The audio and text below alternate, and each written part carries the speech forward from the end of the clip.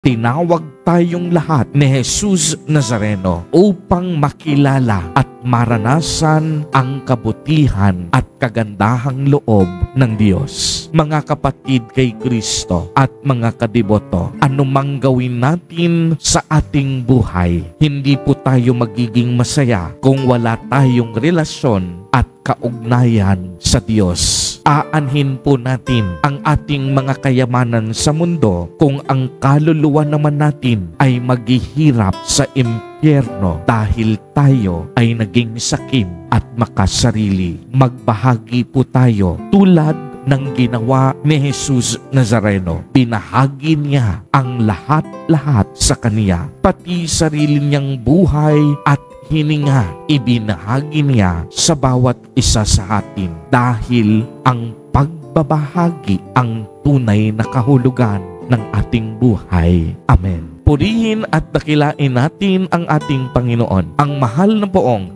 Jesus Nazareno.